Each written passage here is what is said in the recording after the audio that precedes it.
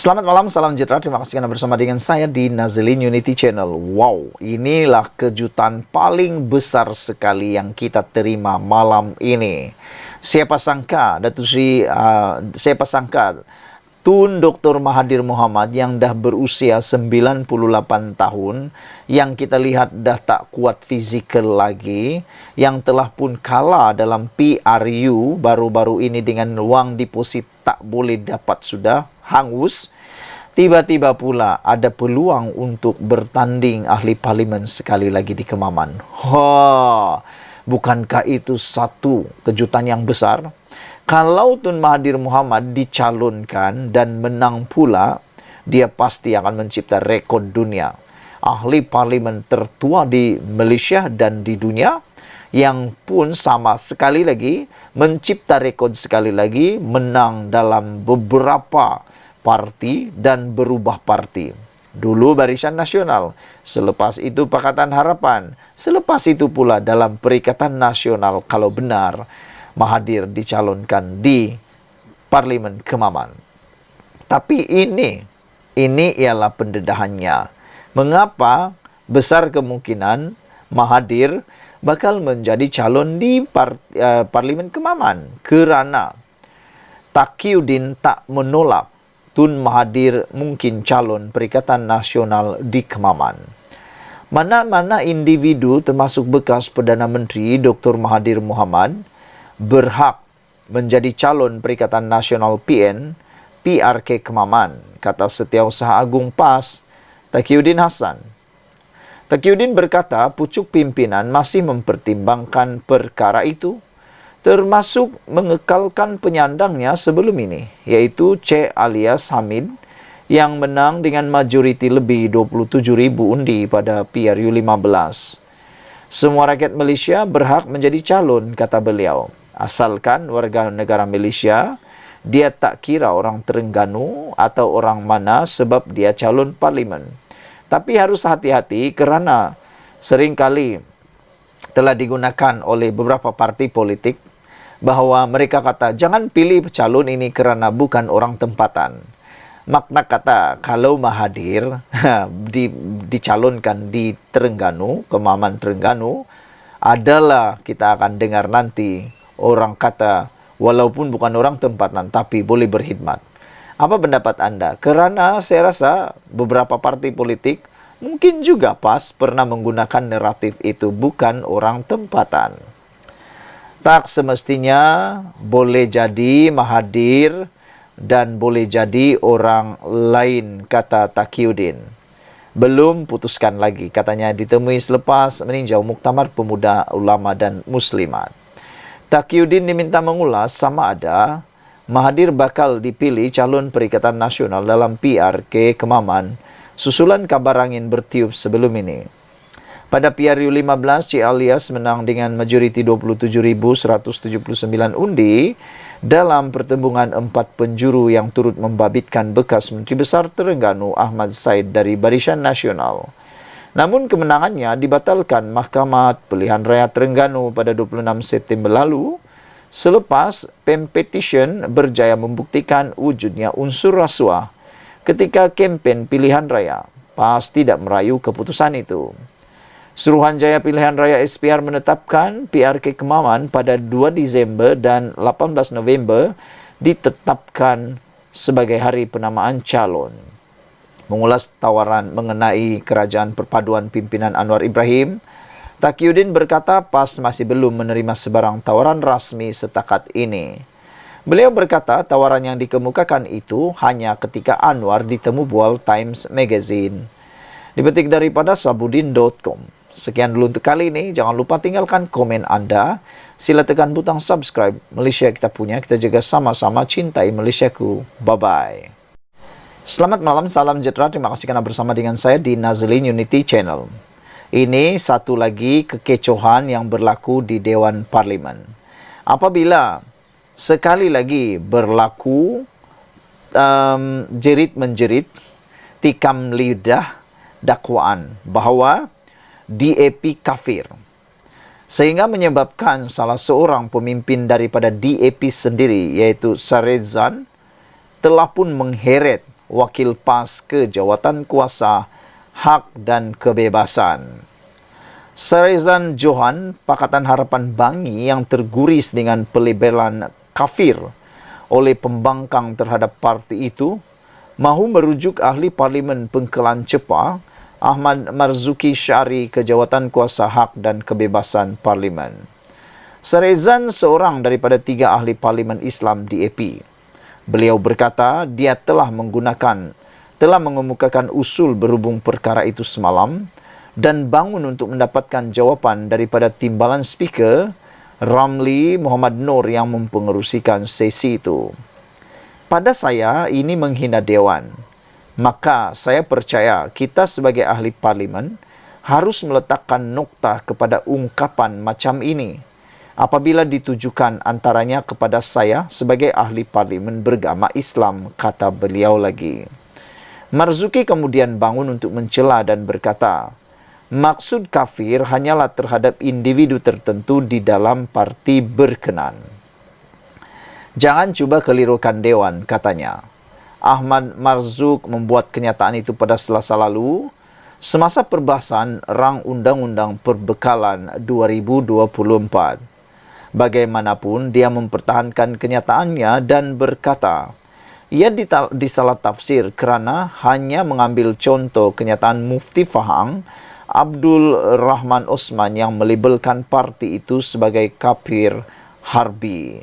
Saudara-saudara sekalian, beberapa komen daripada netizen dalam ruangan komen untuk isu kali ini ialah, menurut Orile, beliau menulis, kafir bermaksud not believer. What the problem? You are exactly non-believer of Islam, kata beliau dengan bertanya kepada ahli parlimen tersebut. Seorang lagi menulis dalam bahasa Inggris, kebanyakan komen ini dalam bahasa Inggris. Beliau berharap supaya perkara-perkara ini janganlah dibesar-besarkan. Kerana, kata beliau, ini tidak membenar untuk negara. Perbuatan dan dakwaan seperti kafir dan sebagainya di Dewan Rakyat tidak akan membawa apa-apa keuntungan kepada negara ini. Bahkan ia hanya akan membawa pemecah belahan dan tidak akan membawa kepada pembinaan kesatuan di dalam negara, perpaduan dalam negara ini. Kata beliau, yaitu SV, I'm not sure why PAS needs use this kafir terminology. Kata beliau. Seorang lagi menulis, banyaklah yang dia tulis dalam bahasa Inggris. Dan ya, saya harap-harap perkara seperti ini tidak berulang lagi, kerana seperti yang dinyatakan oleh netizen dan ramai lagi ahli politik yang lain, mereka kata perbuatan mengkafirkan atau perkataan-perkataan seperti itu tidaklah sesuai digunakan dan perlulah dinoktahkan penggunaannya di dalam Dewan Parlimen. Kerana perkara itu tidak membawa keuntungan kepada Malaysia, tetapi membawa kepada pemecah belahan rakyat. Sekian dulu untuk kali ini. Jangan lupa tinggalkan komen anda, tekan butang subscribe. Malaysia kita punya, kita jaga sama-sama, cintai Malaysiaku. Bye-bye. Selamat petang, salam sejahtera. Terima kasih kerana bersama dengan saya di Nazlin Unity Channel. Dipetik daripada sabudin.com. Gairah benar nampaknya. Tuan Ibrahim nak jadi kerajaan semula. Bila agak-agaknya Tuan Ibrahim nak jadi kerajaan ini semula. Kita tidak mau mengharapkan berlaku lagi edisi tebuk atap. Kerana kita semua tahu tindakan tebuk atap, tebuk dinding dan sebagainya, ini tidak membawa apa-apa keuntungan kepada rakyat Malaysia. Bahkan ianya menyebabkan ketidakstabilan yang telah pada waktu itu berlanjutan lebih daripada seminggu. Bukankah ini akan mengganggu kestabilan ekonomi, sosial dan politik Malaysia?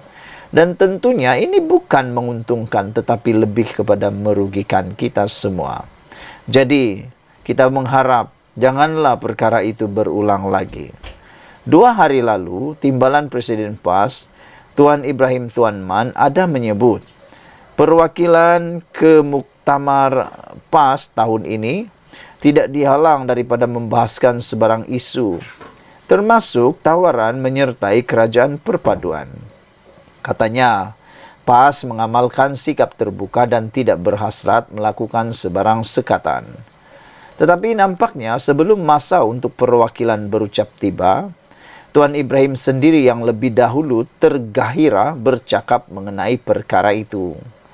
Adakah ini menunjukkan beliau mahu isu perlunya PAS berada dalam kerajaan dijadikan topik utama dalam muktamar PAS kali ini?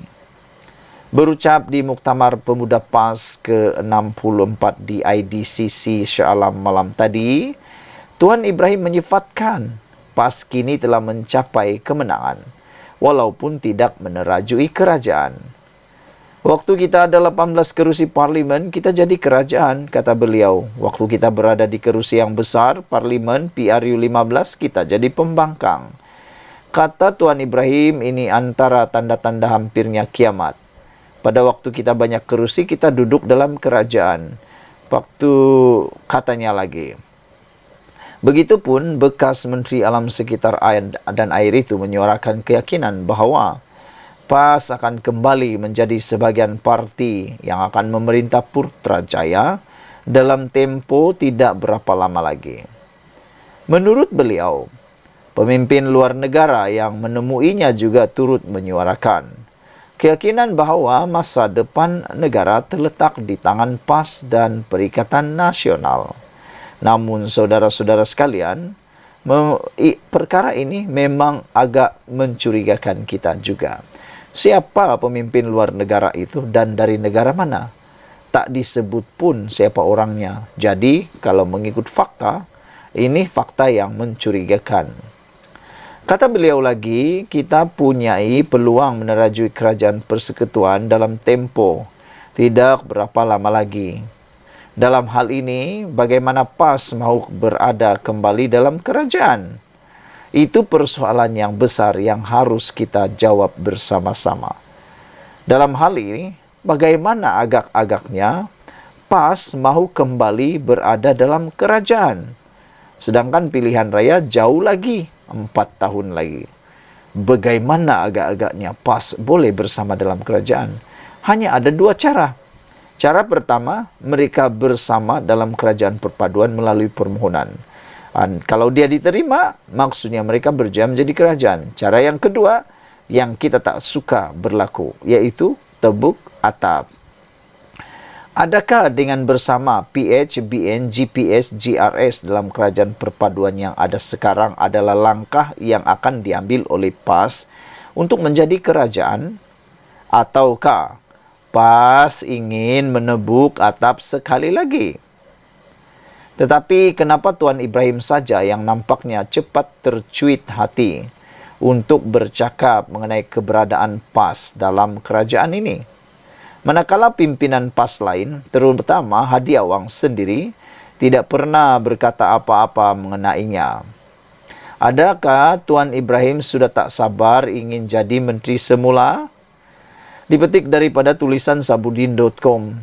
Sebelum kita berpisah, apa pendapat anda tentang isu kali ini? Soalan yang paling besar dalam ulasan kali ini ialah, dalam hal ini bagaimana PAS mungkin akan kembali dalam kerajaan? Adakah melalui kebersamaan dalam Pakatan Harapan BNG, PS, GRS dalam kerajaan perpaduan? Atau adakah melalui PAS ingin menebuk atap sekali lagi? Sekian dulu Malaysia kita punya, kita jaga sama-sama, cintai Malaysiaku. Bye-bye.